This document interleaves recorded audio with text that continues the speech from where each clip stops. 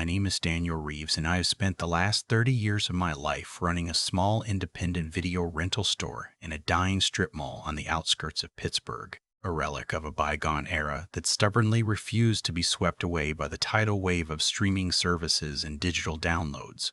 And I took a perverse pride in that stubbornness and the musty smell of aging VHS cassettes, in the faded cardboard covers of horror classics and forgotten B-movies, in the gentle whir of the rewinding machines, that I still maintained with the obsessive care of a watchmaker, because this store, which I had inherited from my late father, was the only home I had ever known, and its shelves lined with thousands of tapes were the closest thing I had to a family.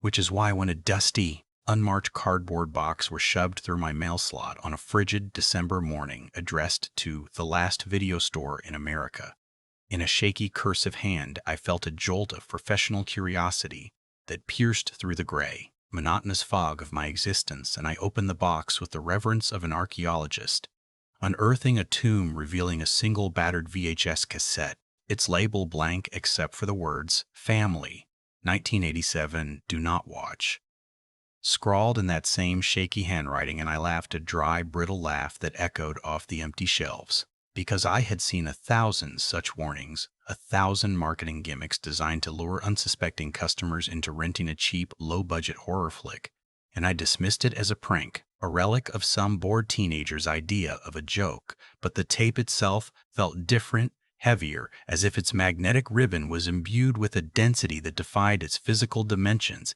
and as I held it in my palm, I felt a faint warmth, a gentle, almost imperceptible heat that radiated from the plastic shell, and I told myself it was just the residual warmth of my hands, just the product of an overactive imagination fueled by decades of watching too many horror films. But I could not shake the feeling that the tape was alive, that it was waiting, that it had been waiting for a long time for someone like me, someone lonely enough and curious enough and foolish enough to ignore the warning and press play, and I was all of those things. I was the quintessential lonely archivist, the man who had spent his life preserving the moving images of others while his own life remained static, frozen in the amber of his father's legacy. So I took the tape to the back room, where my ancient, bulky Sony VCR was connected to a 13-inch CRT television that had been manufactured before I was born, and I inserted the cassette with a soft click, and I pressed play, and the screen flickered to life with the grainy, oversaturated colors of a consumer-grade camcorder from the mid-'80s. And the first image that appeared was a family, a perfect archetypal American family, a mother with a feathered perm and a floral dress, a father in a plaid shirt and thick-rimmed glasses, a teenage daughter with big hair and a scrunchie, a younger son with a gap-toothed grin in a Transformer t-shirt, and they were all sitting around a dining table, a birthday cake with 6 lit candles in the center, and they were singing happy birthday to the boy who I assumed was turning 6, and the scene was so mundane, so achingly familiar, that I felt a pang of nostalgia for a childhood. I had never really had a longing for the warmth of a family that I had never truly known, and I watched as the boy blew out the candles, as the family clapped, as the mother leaned in to kiss his forehead, and then the camera, which was being operated by someone off-screen, panned slowly, deliberately across the room, capturing the wallpaper, the china cabinet, the family dog sleeping in the corner. And then it stopped, and the lens focused on a mirror that was hanging on the far wall, a large, ornate, gilded mirror that reflected the dining table and the family. But in that reflection, something was wrong. Something was deeply, fundamentally off, because the family in the reflection was not singing, was not clapping, was not smiling. They were just staring, their faces blank, their eyes fixed on the camera, on the viewer, on me, and I felt a cold, prickling sensation crawl up my spine, because the reflection was not a mirror image. It was a separate reality, a parallel moment where the family had stopped celebrating and had turned to face the lens with an expression of profound, unsettling patience, and then the camera panned back to the table, and the scene resumed its cheerful, normal course, and the boy opened his presents, a G.I.U. Joe action figure, a set of crayons, a red tricycle. And the mother smiled, and the father laughed, and the daughter rolled her eyes in that classic teenage way, and the tape continued for another 20 minutes. Showing the family playing in the backyard, the father grilling hamburgers, the mother tending to her roses, the children splashing in a wading pool. And it was all so idyllic, so heartbreakingly wholesome, that I almost forgot the jarring moment of the mirror. But as the tape reached its end, as the final frames flickered and the screen filled with static, I saw one last image. A quick, subliminal flash that lasted less than a second, but it burned itself into my retina with the permanence of a brand. The family, all four of them standing in a row facing the camera, their faces pressed close to the lens, their eyes wide and unblinking, their mouths moving in unison, forming a single silent word that I could not quite decipher, but which I felt deep in my gut was my name. And then the tape ended, and the VCR clicked off, and I sat there in the dim, flickering light of the CRT, my heart pounding, my palms slick with sweat, and I told myself it was a trick, a sophisticated prank, a piece of found footage that had been edited to create a false sense of unease. But I knew with a certainty that defied logic that the tape was not a fabrication, that the family was real, that the mirror was a door, and that the word they had mouthed was indeed my name. And I rewound the tape and I pressed play again. And this time I watched with the obsessive, analytical eye of a man who had spent his life dissecting narratives, and I noticed details I had missed before. The way the father's smile was just a fraction too wide, the way the mother's eyes were just a shade too dark, the way the children's laughter was just a decibel too loud, as if they were overcompensating for a hidden tension, a secret dread. And I paused the tape at the exact moment the camera panned to the mirror, and I leaned in my nose inches from the screen, and I examined the reflection with the scrutiny of a detective. And what I saw made my blood run cold, because in the reflection the family was not just staring. They were waiting, their postures rigid, their hands clasped in front of them, their gazes fixed on the camera with an intensity that was almost predatory. And the boy, the 6-year-old boy with the gap-toothed grin, was holding the Joe action figure he had just unwrapped. But he was not playing with it. He was holding it out toward the camera, as if offering it to someone, to me. And I felt a wave of nausea wash over me, because the offering was not a gift. It was a lure, a bait, a trap designed to draw the viewer into their world. And I had already watched the tape twice. I had already been drawn in. I had already taken the bait, and I did not know how to escape. So I did the only thing a terrified, obsessive archivist would do. I watched it again and again and again and again for hours, for an entire sleepless night, until the sun rose and the gray December light filtered through the dusty windows of the store, and I had memorized every frame, every nuance, every subtle shift in the family's expressions. And I noticed that with each viewing, the family in the mirror was getting closer, their faces growing larger, their features more distinct, as if the mirror itself was a window that was slowly, inexorably opening. And on the 12th viewing, at exactly 4047 a.m., when my eyelids were heavy and my mind was fogged with exhaustion, I saw something that shattered the last remnants of my rational skepticism. The boy in the mirror, the 6-year-old, raised his hand and waved at me a slow, deliberate wave that was not part of the original recording, and I watched in stunned, silent horror as his smile widened, as his gap-toothed grin stretched across his face, and he mouthed the word that was unmistakable, a word that echoed in my skull like a church bell, the word help. And then the tape ended and the VCR clicked off, and I was alone in the back room, the only sound, my own ragged breathing and the distant hum of the fluorescent lights. And I knew with a certainty that was absolute and damning that the family was not a recording. They were prisoners trapped in the mirror, trapped in the loop of their own birthday party. And they had been reaching out across the decades, across the static, across the fragile boundary between film and reality. And I was the first person who had listened, the first person who had watched with the patience and the obsession required to hear their plea. And I had a choice to make. I could destroy the tape, burn it, bury it, and pretend I had never seen it. Or I could help them. I could find the mirror, the real mirror, the one that had been captured on the camcorder, and I could open the door from this side, and I could set them free. But I also knew, with a dread that settled in my bones like frost, that freeing them would not be a rescue. It would be an exchange, a swap, a cosmic trade that would leave me trapped in their place, staring out from the gilded frame for eternity. And I did not want to be a ghost in a mirror, a forgotten relic in a dusty rental store. But I could not shake the image of the boy's face, his pleading eyes, his desperate, silent plea for help. and I could not shake the guilt that I had watched him suffer, that I had consumed his suffering as entertainment, as a curiosity, as a cheap thrill. And I knew that I had to do something, that I had to at least try. So I took the tape, and I examined the box. It came in the cardboard box with no return address.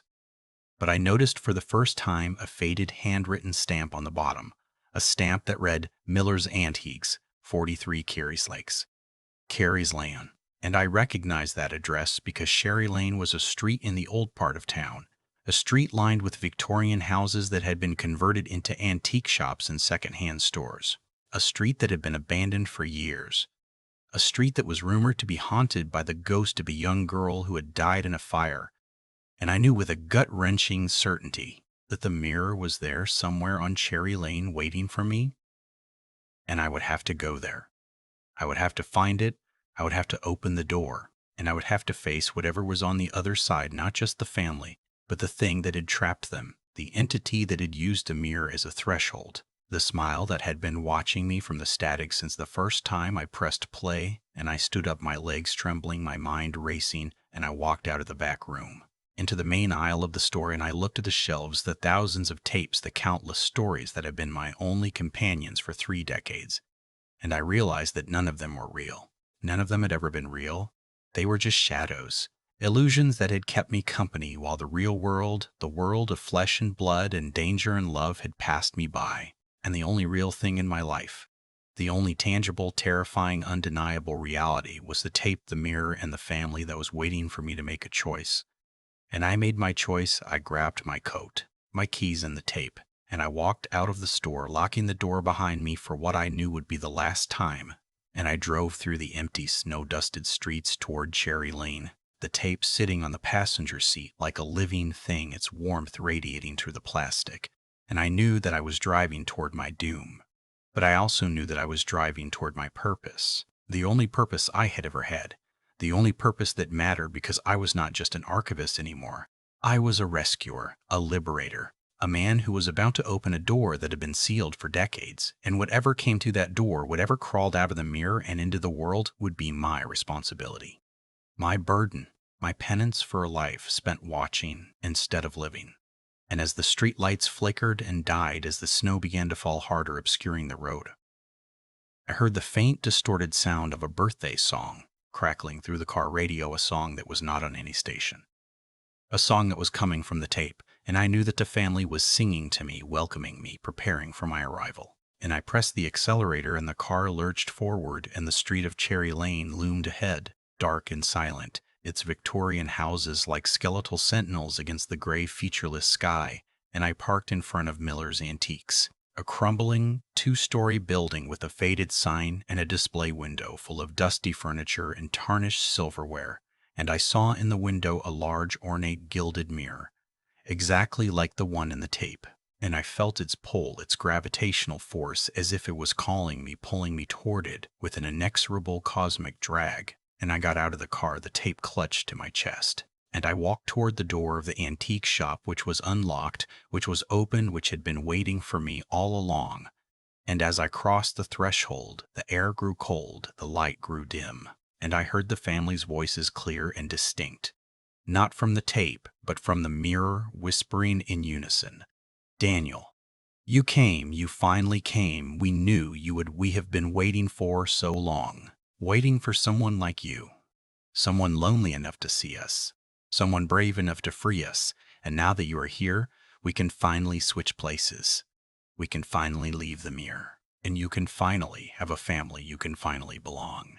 You can finally be happy. So step closer, Daniel. Step closer to the glass, look into our eyes, and let us welcome you home."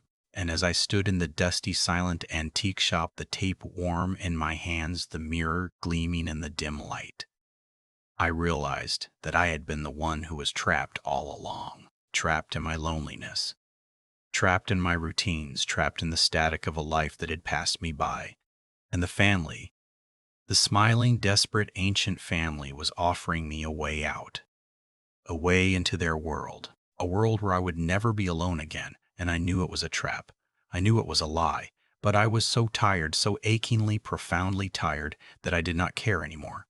I just wanted to stop being the observer, stop being the archivist, stop being the man who watched from the shadows, and I stepped forward, my hand reaching out to touch the glass. And as my fingers made contact with the cold, smooth surface, I heard the boy's voice clear and joyful, saying, "Welcome to the family, Daniel." And then the world went white, and I felt myself falling through the glass, through the static, through the door, and I landed on the other side in the warm, dimly lit dining room of a house I did not recognize, surrounded by smiling faces that were not mine. And I looked back at the mirror which now hung on the wall, and I saw my own reflection. But it was not me. It was the father, the plaid-shirted, thick-glasses father, who was now standing in the antique shop, his face pale, his eyes wide, his hand reaching toward the glass, and I realized that the exchange was complete, that I was now the father, the patriarch of this spectral family, and they were now free to roam the real world, free to find new viewers, new listeners, new lonely souls who would fall for the same trap. And I was trapped in the mirror, trapped in the loop, trapped in the endless, repeating birthday party. And as the mother handed me a slice of cake, as the daughter rolled her eyes, as the boy smiled his gap-toothed grin, I understood the true horror of the tape. It was not a recording. It was a cycle, a revolving door of victims, each one lured by the promise of belonging, each one doomed to become the next smiling face in the gilded frame, and I was the latest, the newest, the freshest soul to be consumed by the mirror. And as I sat at the table, surrounded by my new family, I saw the camera, the camcorder that was always running, and I saw the lens pointed at me, and I knew that I was being recorded, that my suffering, my eternal silent scream was being captured for the next viewer, the next curious archivist, the next lonely soul who would find the tape and press play. And I tried to scream, but no sound came out, only a smile, a wide, frozen, permanent smile that stretched across my face like a gash. And I knew that I would never escape, that I would spend eternity in this loop, celebrating the boy's birthday over and over, waving at the camera, mouthing the word help to anyone who would listen, and no one would listen, because they would all be too afraid, too skeptical, too detached, until the next Daniel came along, the next lonely collector, the next fool who thought he could save the family, and he would take my place, and I would watch from the mirror as he fell for the same trick, as he was consumed by the same lie. And the cycle would continue forever until the tape degraded, until the VCR broke, until the last video store closed. And I would still be here, still smiling, still waving, still trapped in the static, waiting for someone, anyone, to press the stop button, to break the cycle, to end the loop. But no one would, because the tape was too compelling, too seductive, too perfectly designed to prey on the loneliness of its viewers. And I was the proof, the living proof of its power, a ghost in a machine, a prisoner in a reflection, a man who had finally found a family and had lost himself in the process. And as the boy blew out the candles for the 1000th time, as the family applauded, as the camera panned to the mirror, I looked at my own reflection, and I saw the faces of all the previous victims, all the Daniels and Sarahs and Mikes who had fallen before me, all staring back at me with the same hollow, hopeless eyes. And I knew that I was not alone, that I had never been alone, that the mirror was a community, a prison, a family of the damned, and you were all waiting, all watching, all hoping that one day someone would come along who was strong enough, wise enough, kind enough to break the spell. But I also knew with a despair that was absolute and eternal that the spell was unbreakable, that the tape was immortal, that the mirror was a door that only opened one way, and we were on the wrong side forever, and the only comfort, the only solace, the only glimmer of hope in this endless, screaming void was the faint, distant sound of the next viewer pressing play, the soft whir of the VCR, the click of the television, and the whispered, breathless, terrified voice of a new soul saying, "What is this? Who are these people? Why are they looking at me?" And we would smile, all of us, the entire Mirror family. And we would wave, and we would mouth the word help. And they would feel the pull, the lure, the irresistible call of belonging. And they would step closer to the screen, and we would welcome them, and the cycle would continue, and the static would hum, and the birthday party would never end, and the smile would be eternal. And that, my dear, unfortunate listener, is the truth of the mirror tape. A truth that is now in your hands because you have read my story. You have heard my warning, and you are already feeling the pull, the feint, Seductive whisper of the mirror, and if you ever come across a battered, unmarked VHS tape labeled Family 1987, do not watch. I implore you, I beg you. I scream at you from the static of my eternal prison. Destroy it. Burn it. Bury it. Do not press play, do not look into the glass, do not let the smile consume you, because once you do, there is no going back. There is no escape. There is only the loop, the never-ending birthday party, the family that welcomes you with open arms and hollow eyes, and you will become one of us, a ghost in a mirror, a whisper in the static, a cautionary tale for the next poor fool who presses play.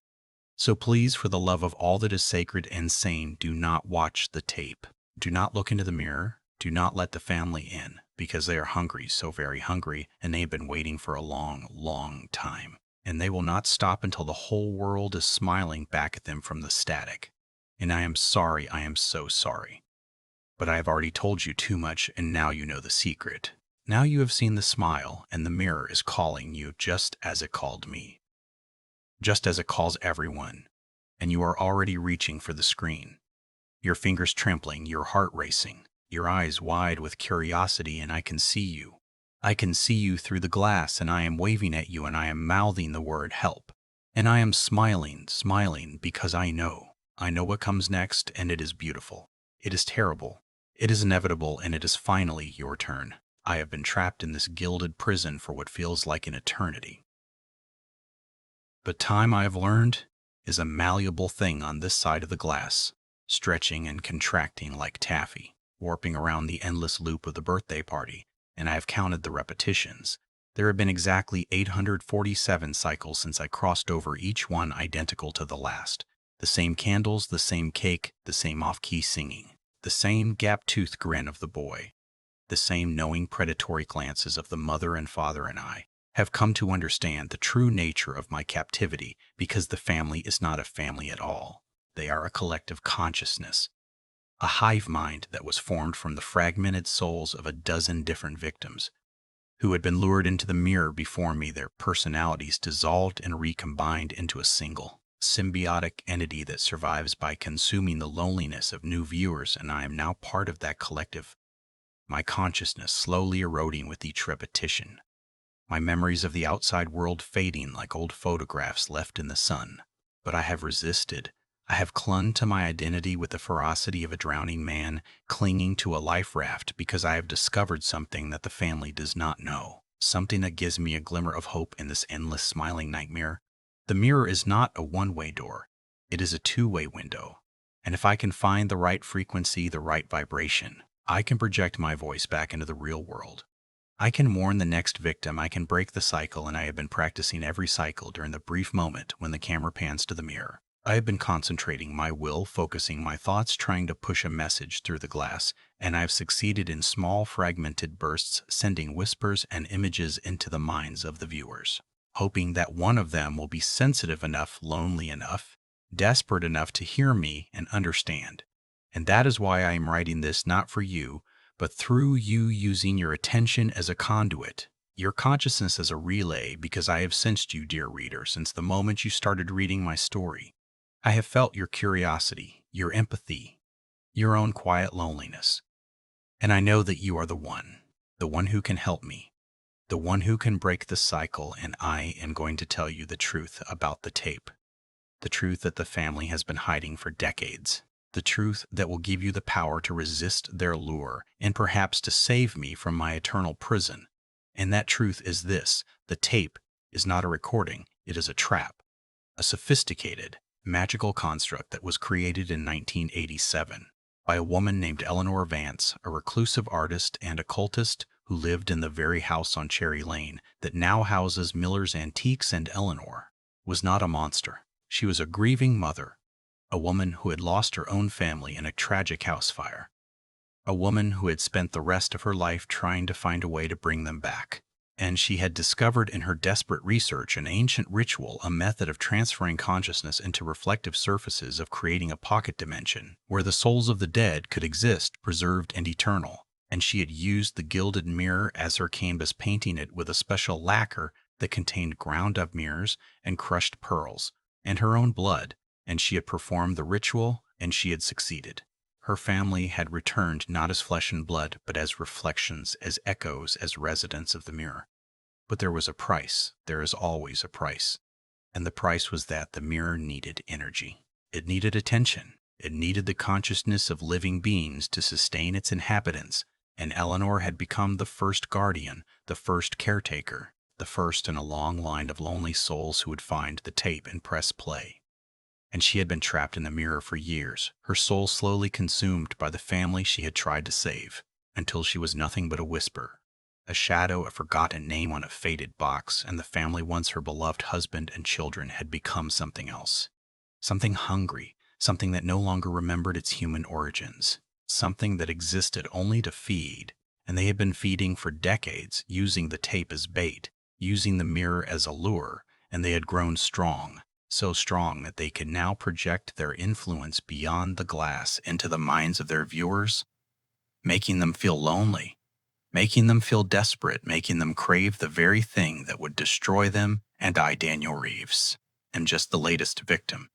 But I'm also the most resistant because I have spent my life archiving, preserving, understanding the layers of narrative, and I have seen through their illusion. I have recognized the pattern, and I am fighting back from inside the mirror, and I need you, dear reader, to do one thing for me. One simple, terrifying thing.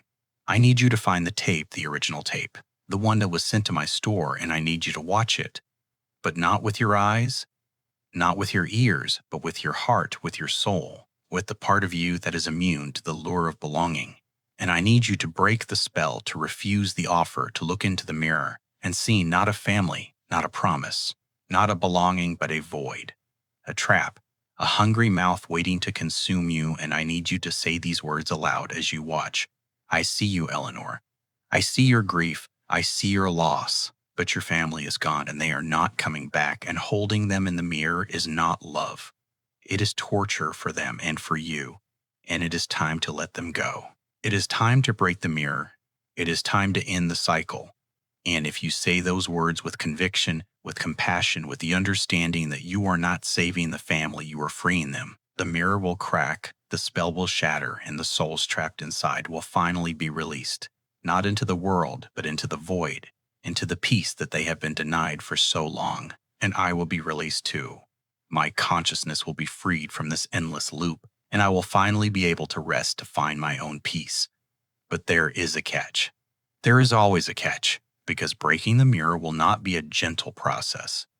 It will be a violent, chaotic explosion of energy, a psychic shock wave that will ripple through the real world, affecting everyone who has ever watched the tape, everyone who has ever been touched by the family's influence, and it might cause them pain. It might cause them confusion. It might even drive some of them mad. But it will also set them free from the subtle, creeping infection of loneliness that the family has been seeding in their minds. And I have to believe, that the cure is worth the cost, that the truth is worth the pain, and that is why I am reaching out to you across the static, across the glass, across the fragile boundary between our realities, to ask you to be the one to be the breaker, to be the hero that I could not be. And I know that you're afraid. I know that you're skeptical. I know that you are wondering if this is all a delusion, a hallucination, a fever dream of a trapped mind, and you are right to doubt, you are right to question. Because that doubt, that skepticism is your shield, your armor against the seduction of the mirror. And you must hold on to it. You must trust it. You must use it to see through the layers of deception that the family has woven around the tape. And when you hold the tape in your hands, when you press play, when you see the family singing their eternal birthday song, you must remember this. They are not your family. They are not your salvation. They are not your home. They are a memory, a fossil, a relic of a grief that has been twisted and corrupted by time, and your compassion, your empathy. Your love is not for them, but for their true selves, the selves that were lost in the fire, the selves that deserve to be released, not preserved. And so I am going to tell you where the tape is, where it has been hidden all this time, because I know I have always known that the tape was not sent to me by accident. It was sent to me by Eleanor herself, reaching out from the depths of her own prison, desperate to end her own cycle. desperate to find someone who would understand, who would have the strength to do what she could not, and the tape is in my store in the back room. And the VCR still waiting, still warm, still humming with the frequency of the trapped. And you must go there. You must retrieve it. You must watch it one last time, and you must say the words, you must break the mirror. You must release us all. And I know that this is a lot to ask. I know that you are just one person, a reader, a listener, a lonely soul who stumbled upon a story on a digital screen. But that is exactly what makes you perfect, because you are not a hero. You are not a saint. You are not a chosen one. You are just a human being with all the flaws and fears and doubts that come with that. And that is exactly what Eleanor was. What I was, what every victim of the mirror was. And that is why we fell. Because we thought we were special. We thought we were different. We thought we could save the family. But the family was never there to be saved. They were there to be free, and only a human being with a human heart and a human soul can understand that distinction, can see the difference between love and possession, between memory and reality, between a family and a prison. And you, dear reader, are that human being. You are the one who can see the truth, who can speak the words, who can break the spell. And I am begging you, I am screaming across the void. I am projecting every last ounce of my will through the glass to ask you to do this, to end this, to set us all free, because I cannot do it myself. I am trapped. I am fading. I am becoming one of them. And if I do not escape soon, if someone does not break the cycle, I will be lost forever. My soul will be absorbed into the collective. My memories will be erased. My identity will be dissolved, and I will become just another smiling face. Another wave, another eternal silent plea for help that no one will ever hear. And that is the true horror, not the mirror, not the tape, not the family, but the slow creeping erosion of self. The gradual, inexorable loss of everything that makes you who you are. And I cannot let that happen. I will not let that happen, because I have spent my life preserving the stories of others. And I will not let my own story be erased. I will not let my own voice be silenced. And that is why I am reaching out to you, across the distance, across the dimensions, across the static, to ask you to help me, to save me, to be my voice when I no longer have one. And I know that you can do it. I know that you have the strength, the courage, the compassion, because I have seen it. I have felt it. I have sensed the warmth of your soul through the cold glass of the mirror, and it is that warmth, that beautiful, chaotic human warmth that will break the spell, that will shatter the mirror, that will set us all free. And so, dear reader, as you reach the end of this story, as you close the screen and go about your day, I want you to remember the tape, remember the mirror, remember the family, and remember Eleanor, the grieving mother who started it all. And remember me, Daniel Reeves, the lonely archivist who became a prisoner. And if you ever feel a pull, a whisper, a gentle, seductive hum that promises you belonging, promises you family, promises you peace, I want you to resist. I want you to remember the words I have spoken, and I want you to say them aloud to the emptiness, to the static, to the mirror that lurks in the corner of your eye. Say, I see you, Eleanor. I see your grief. I see your loss. But your family is gone, and they are not coming back, and holding them in the mirror is not love. It is torture, and it is time to let them go. It is time to break the mirror. It is time to end the cycle and say them with conviction, with compassion, with the understanding that you are not saving the family, you are freeing them. And as you say those words, the spell will break, the mirror will crack, and I will be free. We will all be free, and the void will embrace us with the peace that we have been denied for so long, and the smile will finally fade. The static will finally clear, and the eternal birthday party will finally come to an end. And that is my hope, my prayer, my final desperate plea to you across the glass, across the distance, across the fragile boundary between our worlds, and I know that you will do it. I know that you will help me because you are a human being, and human beings are capable of incredible things, of love and sacrifice and hope, even in the face of the abyss. And so I am going to let you go. I am going to release you from the story. I am going to let you close this screen and return to your world. But I will always be here in the mirror, in the static, in the corner of your eye, waiting, hoping, believing that you will come, that you will press play, that you will say the words, and that you will set me free. And so, dear reader, until that day, until the cycle is broken, until the mirror shatters, I will be here. And I will be smiling, but it will not be the smile of the family. It will not be the smile of the trap. It will be the smile of a man who has hope, a man who believes that the darkness is not eternal, that the static can be cleared, that the mirror can be broken, and that is the most powerful smile of all. Because it is a smile that refuses to give up a smile, that refuses to surrender a smile, that refuses to become part of the static, and that is the smile that will save me, the smile that will save us all. And so I thank you, dear reader. I thank you for listening. I thank you for being the one, and I will see you. I will see you on the other side of the glass when the mirror breaks, when the spell ends, when the family is finally free, and we will meet not as prisoner and rescuer, but as two souls who have faced the darkness and emerged together into the light. And I will tell you in that moment the one thing that I have been longing to say, the one thing that I have been holding in my heart through all these cycles, through all these endless repetitions. Thank you, thank you, thank you. And I love you. I love you for your courage, your compassion, your willingness to see the truth and act on it. And I will be forever grateful, forever in your debt. Forever, your friend, even in the silence, even in the static, even in the void, because you have given me hope. And hope, as I have learned in my darkest moments, is the most powerful force in the universe, the one thing that can shatter the strongest mirror, the one thing that can break the most powerful spell, the one thing that can turn the eternal smile into a genuine expression of joy.